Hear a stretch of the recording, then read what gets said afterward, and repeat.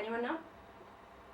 They like to competitive. They like to compete. Compete. Mhm. I used Yeah. this with my 11th formers. They were yelling, Yeah. no, take 500 points, we want to win. Mhm. They got really competitive and really interested in the topic of the lesson, and surprisingly, every single one of my students did really well on the test because we had the review session, then we had the exam, and they were prepared, they were interested in the topic, and I think everybody passed with a mark of at least a 9. So it made it more interesting for them. And you can make the game as you saw with this easy template. I made it on a piece of paper as well, really however you would like to. If you want that template, you can email me and I can send it to you. It's already made up in PowerPoint. If your computer has PowerPoint, you can play it just like this. Yeah, it's great.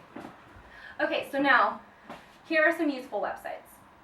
Now, when I first thought about using technology in the classroom, I thought, that sounds really time-consuming. It sounds like a lot of thinking and creativity, that you have to make up the questions, you have to choose the songs. It seemed like a lot of work and it would take a lot of time that, let's be honest, we maybe don't have to prepare for one lesson, you know? All of those activities that I showed you today were just copy and pasted off of the internet. So it's all there. If you're interested in creating your own flashcards, there's a website. Game boards, comic strips, movie clips with questions. So the movie clip that I showed you and the questions, I just went to this website and the YouTube video was there and the questions are underneath it. So it's already created. And it's all modern movies, like Great Gatsby, comic movies, cartoons.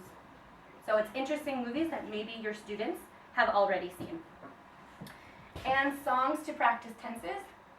This website has a list by the type of tense you want to practice. So if you want to practice present continuous, there's a list of songs. If you want to practice past simple, there's a list of songs. So it's all there for you. You just have to Google it and copy and paste it into your lesson. What's the movie clip one? What's the website? It's www.learnenglishfeelgood.com/ESL video. We have that for Ukrainian. Oh, you like Ukrainian clips? Yeah, I wish. That's awesome. Yeah, no, that's awesome. I'll totally learn Ukrainian then. There's another good one where that teaches actual grammar Oh, through the clips? through the clips. Do you know the website? Not by heart, but I can find it out. Okay. Yeah, It's really good as well. I use technology, whether through music or films, in every lesson, if not every other lesson. Because my kids like music and they like movie clips, so to them it's more interesting to pay attention to a movie clip with actors and actresses that they know, rather than just reading a dialogue out of the book. You could practice the same comprehension, the same practice, and listening to different accents from movies is really good for them. Because I know they get tired of hearing my voice. I get tired of hearing my own voice. I don't. So they get to hear famous people's voices instead. So again, these are just some examples. If you're worried about it taking a lot of time or creativity to create these lesson plans, go and look around on these websites, and I'm sure you will find information that will be helpful for your lessons.